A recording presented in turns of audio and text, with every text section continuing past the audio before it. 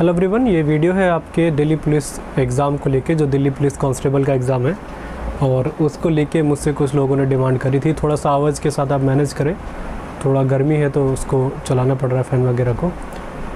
तो ये चीज़ को लेके डिमांड थी कि आप दिल्ली पुलिस कांस्टेबल को लेकर एक स्ट्रेटजी वीडियो दे दीजिए। मैंने लास्ट 2 साल में दिल्ली पुलिस की स्ट्रेटजी वीडियो दी थी आपको और बहुत हेल्पफुल रही थी आप लोगों के लिए।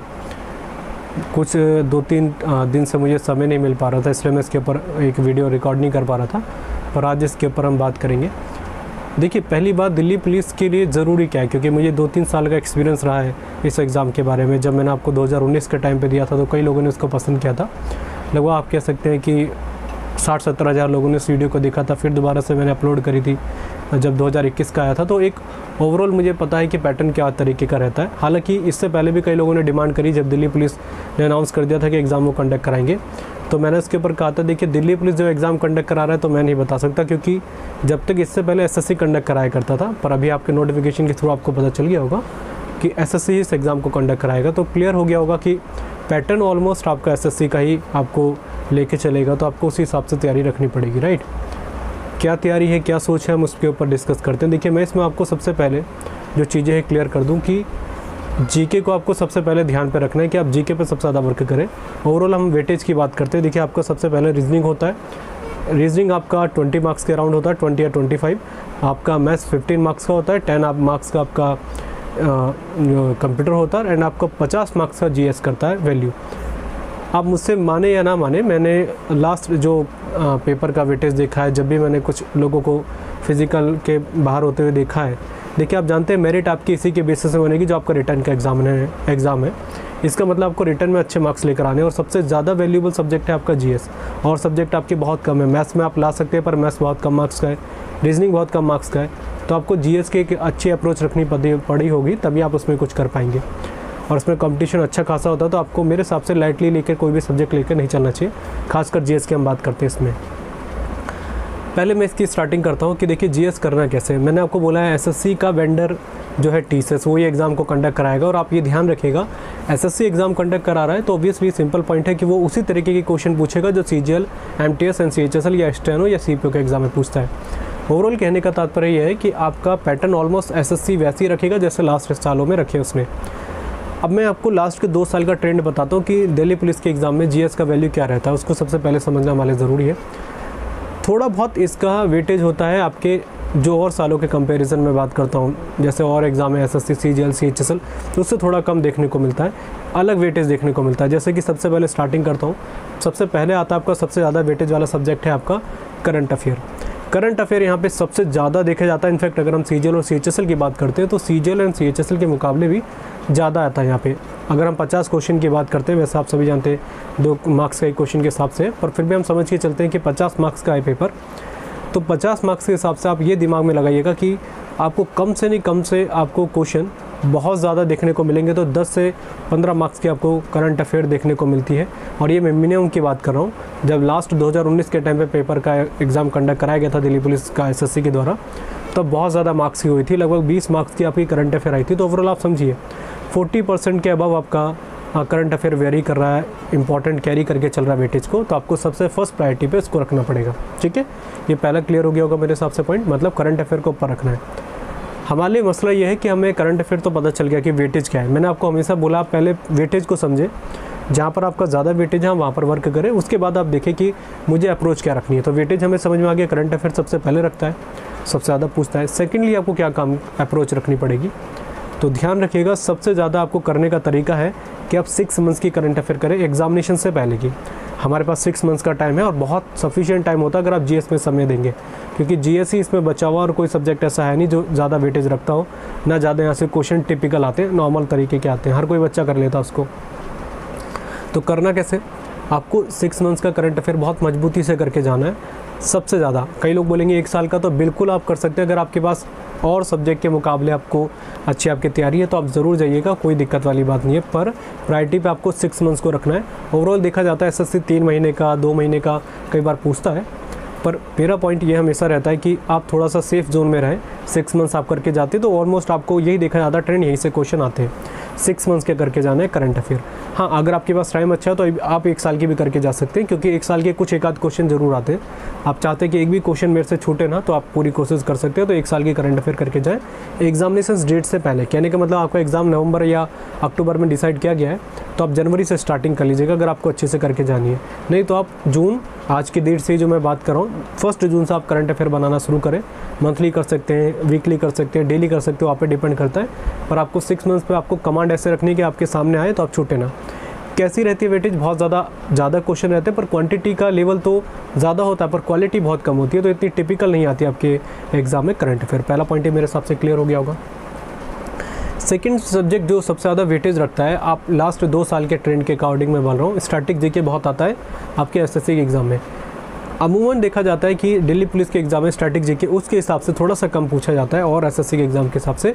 और लास्ट साल का जब पेपर हुआ था आपका, वहाँ पर स्टैटिक जीके बहुत पूछी गई थी, मतलब ट्रेंड में थोड़ा बहुत चेंजेस देखने को मिला है। तो आप स्टैटिक जीके ज़रूर करके जाइएगा। अब स्टैटिक जीके कहाँ से करनी है ओवरऑल मैं इसके ऊपर कई बार बता चुका हूँ, आप कहीं से भी कर सकते हैं। पहले मैं इसके बारे में बता दूं, आप सभी जानते हैं मेरे साथ बहुत लंबे समय से कई लोग तैयारी में जुड़े हुए हैं एसएससी को लेकर। खासकर मैं सीजीएल और सीएचएसएल को लेकर ही टारगेट रहता है हमारा, क्योंकि मेरा खुद उस चीज़ को लेकर एक्सपीरियंस रहा है, सीजीएल को लेकर, सीएचएसएल को लेकर। तो उसके ऊपर आप 2-3 साल से मेरे चैनल से जुड़े होंगे, कई लोग उससे जुड़े हुए हैं, बहुत ज़्यादा ट्रस्ट करते हैं। तो जीएस के लेकर अगर आप जुड़ना चाहते हैं तो मैंने एप्लीकेशन पे कोर्स बना रखा है, एसएससी 2023 के नाम से टारगेट बैच है। आप उसके साथ जुड़ सकते हैं, 1 साल की वैलिडिटी है। आपको वहाँ current affair, static GK, polity, history, geography का बैच मिल जाता है। कई लोग बहुत लंबे समय से डिमांड कर रहे हैं कि साइंस एंड आप इकोनॉमिक्स का भी लेकर आएँ, तो उसको आगे देखेंगे। तो अगर आप दिल्ली पुलिस एग्जाम की तैयारी कर रहे हैं तो आप उसके साथ जुड़ सकते हैं।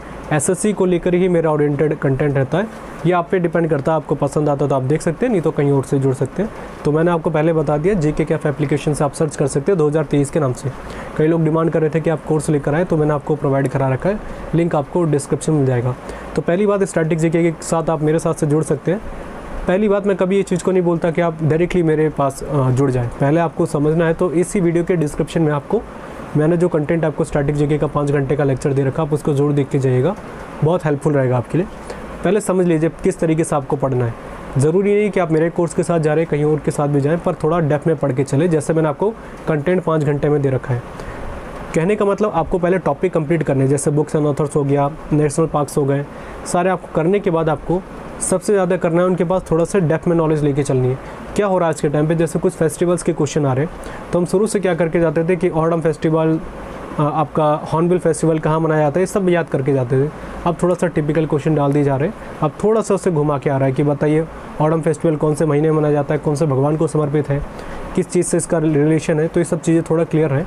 कहने का मतलब आप कहीं से पढ़ें, ऐसा नहीं मेरे से पढ़ रहे हैं, कहीं से पढ़ रहे हैं, डिटेल में पढ़ें। करने का तरीका मैं आपको अदर सोर्सेज बता देता हूँ कि यहाँ से नहीं करें तो कहीं और से करना है, कैसे करना है। अब कोई भी, पहले मैं ल्यूसेंट को नहीं बोलूँगा, ल्यूसेंट स्टैटिक जीके के लिए अच्छी नहीं मानी जाती, आप चाहे माने ना माने।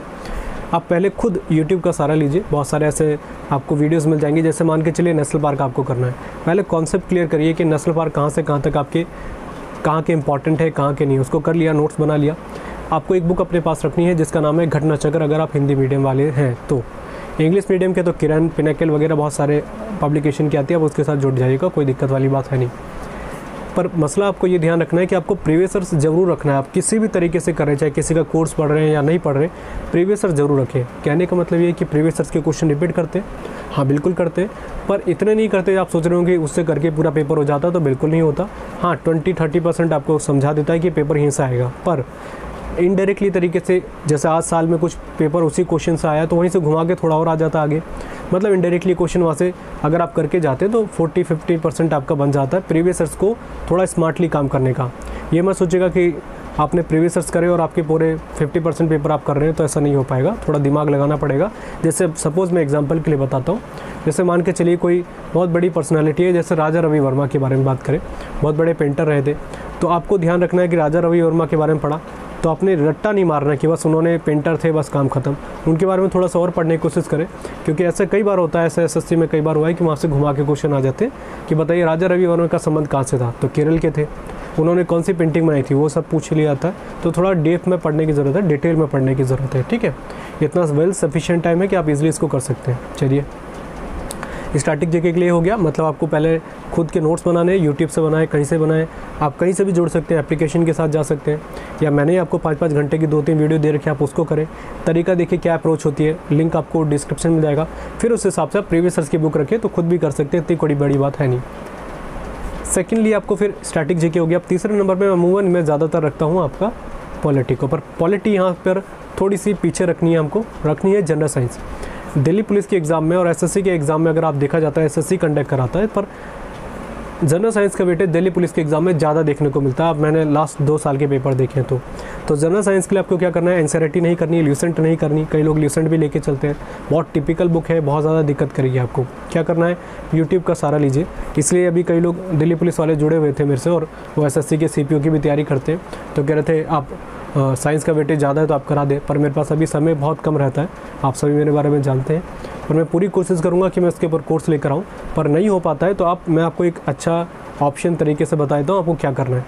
आप कोई भी टॉपिक, जैसे बायोलॉजी को ख़त्म कर रहे हैं तो बायोलॉजी का कोई टॉपिक उठाया, घटना चक्र पर पास बुक रखें, घटना चक्र को जैसे ही रखा, जैसे आपने टॉपिक वाइज वहाँ पे कंपाइल करके दे रखा है, उस टॉपिक को उठाया, घटना चक्र को पढ़ना नहीं, सीधे गए आप नोट्स बनाए अपनी कॉपी में। इतना सफिशिएंट टाइम है इसलिए मैं आपको बोल रहा हूँ। नोट्स बनाया, लिखा, उसमें से अपने नोट्स बना के देखें। फिर आप उसके बाद उसी टॉपिक के प्रीवियस ईयर्स के क्वेश्चन पढ़िए। अगर उसमें से कुछ क्वेश्चन एक्स्ट्रा देखने को मिल रहे हैं तो उसको अपने नोट्स में लिख लीजिए, बाकी वहाँ से टॉपिक को ख़त्म। फिर आपको प्रीवियस ईयर्स की बुक दोबारा नहीं छूनी। मेरा कहने का मतलब है आपको एक ही बुक पे स्टिक रहना है, ये नहीं कि आपको 2 बुक्स पढ़नी है। इसलिए मैं आपको प्रीवियस ईयर्स इसलिए बोल रहा हूँ कि आपने एक बार उसको पढ़ा, अगर नए क्वेश्चन मिले तो वहाँ नोट डाउन कर लिया, कहानी ख़त्म। आपका 2 बुक का जो बर्डन रहता है उसको समाप्त करना है। कई टॉपर बोलते हैं कि आप ल्यूसेंट भी पढ़ें, घटना चक्र भी पढ़ें, बहुत ज़्यादा बर्डन हो जाता है, दोनों बहुत मोटी मोटी बुक है। तो आपको कोशिश करनी है कि एक ही में आप कंपाइल करके रख लें, चाहे वो कितनी मोटी बुक बन जाए, कोई दिक्कत नहीं। ये पहला तरीका आपका हो गया। तो मैंने आपको दिल्ली पुलिस के लिए बताया कि आपको पहले current affair, static GK, science पे काम करना है। साइंस में देखिए आप पहले पूछते हैं कई लोग किस पे ज़्यादा वर्क करना है, तो सबसे पहले आप करें, सबसे वैल्यूबल रहता है मेरे हिसाब से biology, second physics and third होता है केमिस्ट्री। तो इसी हिसाब से चलेंगे तो काम चल जाएगा आपका। अच्छा, साइंस हो गया। अब बात करनी है पॉलिटी। पॉलिटी बहुत ज़्यादा आती है आपके एग्ज़ाम में। पॉलिटी कैसे करनी है, देखिए पॉलिटी पे मैं सबसे ज़्यादा बोलता हूँ कि बहुत छोटा सब्जेक्ट है और वेटेज बहुत ज़्यादा है इसका, तो आपको बहुत आसानी तरीके से करने की कोई दिक्कतें नहीं होगी। आप कहीं से भी यूट्यूब का सारा लीजिए, जैसे आपने कोई नोट्स बनाए, उसको टॉपिक को कंप्लीट करना है। जैसे आप मान के चलिए फाइनेंस कमीशन या इलेक्शन कमीशन के ऊपर पढ़ रहे हैं, नोट्स बना लिए। नोट्स बनाने के बाद सीधे प्रीवियस ईयर्स की बुक पे जाइए, देखिए मेरे सारे क्वेश्चन बन रहे हैं कि नहीं। कुछ नए क्वेश्चन ऑब्वियस आपको देखने को मिलेंगे, उसको वहीं पर ऐड करिए और वहीं पे ख़त्म कर दीजिए। फिर उसको बार बार रिवीजन करते रहिए, पॉलिटी आपका समाप्त हो जाएगा। आपको ल्यूसेंट वगैरह पे नहीं जाना, पहली बात ही ध्यान रखें, ठीक है। ये अच्छा तरीका स्कोर करने का है, मैं इसलिए बता रहा हूँ क्योंकि मेरे खुद अच्छे मार्क्स आए, इसलिए मैं आपको तरीके से हैंडल करा रहा हूँ। किसी तरीके से रखेंगे तो आपको दिक्कतें नहीं होंगी। हमेशा एक ही बुक पे स्टिक रहना है, ज़्यादा बुक पे नहीं जाना, अगर जितना जाएंगे उतना आपको दिक्कत करेगा वो। इसके बाद पॉलिटी के बाद आता है हिस्ट्री। हिस्ट्री बहुत अच्छा सब्जेक्ट माना जाता है, मेरे को तो इजी लगता है, कई लोग उसको लेके डिफ़र फील कर सकते हैं, पर मेरा मानना है कि अच्छा एक सब्जेक्ट है। इसमें आपको सबसे पहले वेरिएशन के हिसाब से काम करना है। सबसे ज़्यादा आपका मॉडर्न हिस्ट्री पूछता है एसएससी, सेकंड आपका मेडिवल पूछता है, लास्ट में आपका एंशिएंट हिस्ट्री पूछता है। क्या करना है आपको ल्यूसेंट इसके साथ आप जा सकते हैं, अगर आप जा सकते हैं। ल्यूसेंट ठीक है वैसे, पर ल्यूसेंट में ऐसा मैं कई बार बोलता हूँ कि रेलेवेंट कंटेंट बहुत कम देखने को मिलता है, बहुत ज़्यादा चीज़ें जिसमें जो नया बच्चा देखता है वो समझ नहीं पाता क्या पढ़ना है, और इतना कई चीज़ें इरेलेवेंट है कि आप फंस जाते हैं उस चीज़ों को लेके। तो मेरा एक तरीका यही रहेगा कि आप पहले या तो आप खुद के एक बार बहुत सारे यूट्यूब पे चैनल मिल जाते हैं, वहाँ से आप पहले मगध एम्पायर को पढ़ लिया, पढ़ के सब निकले, फिर प्रीवियस सर्च करते रहे तो काम चल जाएगा। पर आपको वेरिएशन में रखना, सबसे पहले आप मॉडर्न हिस्ट्री, मेडिवल, फिर एंशिएंट हिस्ट्री, यहाँ से आपका काम चल जाता है। वेटेज ज़्यादा है, आप ध्यान रखिएगा इस चीज़ को। इसके बाद आपका आ जाता है ज्योग्राफी। ज्योग्राफी को लेके मैं कई बार लोग डाउट रहते हैं, कई लोग बोलते हैं कि आप थोड़ा अलग तरीके का बताते हैं। मेरा मानना है कि आप स्मार्टली वर्क करें, ज़्यादा इधर उधर ना भागें। सबसे ज़रूरी चीज़ है आपको रखना है ध्यान में कि ज्योग्राफी आपके एग्ज़ाम में कम वेटेज रखती है। दिल्ली पुलिस के एग्ज़ाम की मैं बात कर रहा हूँ, ऐसा नहीं कि एसएससी की बात। हाँ, पर दिल्ली पुलिस के एग्ज़ाम में और एसएससी के कंपेयर आप करेंगे तो वहाँ पर ज़्यादा देखने को मिलती है आपकी ज्योग्राफी। करना कैसे, ओनली एक बुक रखनी है, वो है घटना चक्र या पिनेकल या कोई भी आप प्रीवियस ईयर्स की रखें। उस टॉपिक को बार बार पढ़ें। इंडिया के मैप को पूरी तरीके से समझ लीजिए, कहाँ पर कौन से नेबरिंग कंट्री के साथ बाउंड्री शेयर करते हैं, कौन से राज्य कहाँ से बाउंड्री शेयर करता है, इन सब को करके चलिए। ये मैं इसके ऊपर मैंने आपको अलग से बहुत डिटेल में बता रखा है। इन टॉपिक को करने के बाद प्रीवियस सर्च कर लीजिए, मोर देन सफिशिएंट है, क्योंकि एसएससी 90% क्वेश्चन रिपीटेड डालता है ज्योग्राफी के। ज्योग्राफी बदल थोड़ी सकते हैं, कोई चीज़ें नई थोड़ी आ जाएंगी, तो ये तरीका सबसे बेस्ट होता है। प्रीवियस सर्च के साथ जुड़े रहें, क्योंकि बहुत वास्ट सब्जेक्ट है, कई लोग इसको लेके मिसलीड हो जाते हैं, इसलिए मैं हमेशा बोलता हूँ एक ही सब्जेक्ट पे रहना, ज़्यादा दिक्कतें ना करें। या आप यूट्यूब का सहारा ले सकते हैं, वही एक अच्छा सफिशिएंट सोर्स माना जाता है वो। यूपीएससी और एसएससी के बीच में डिफरेंशिएट करके रखें, यूपीएससी वाला कंटेंट ना पढ़ने लग जाए, ये ध्यान रखें आप, ठीक है। इसके बाद इकोनॉमिक्स के लिए मैं इस पर स्ट्रेटेजी नहीं बताऊंगा, क्योंकि मेरा मानना है, और कई लोग इससे डिफर बोलते हैं कि नहीं आप गलत बता रहे हैं कि इकोनॉमिक्स को ना पढ़ के जाएं। मेरा मानना है इकोनॉमिक्स आपको स्किप करके जाइए। अगर आपके पास टाइम अच्छा है तो आप एनसीईआरटी का सहारा ले सकते हैं, एनसीईआरटी बुक आती है, माइक्रो इकोनॉमिक्स कर सकते हैं, वहाँ से ज़्यादा क्वेश्चन आते हैं डिमांड सप्लाई वगैरह के। पर मेरा मानना है कि थोड़ा बहुत आप इससे बच के रहें। ऐसा टॉपिक ये है कि बहुत ज़्यादा, मैं खुद एक बैकग्राउंड मेरा इकोनॉमिक्स का रहा है, और अगर मुझसे पूछा जाए तो मैं भी कई बार उन क्वेश्चन में फंस जाता हूँ, तो आप वेल टाइम उसी पर दीजिए जहाँ पर ज़्यादा वेटेज है। इकोनॉमिक्स के 2 क्वेश्चन आएंगे और आप 2 के लिए इतनी मेहनत करेंगे तो उसका कोई ज़्यादा फ़ायदा है नहीं।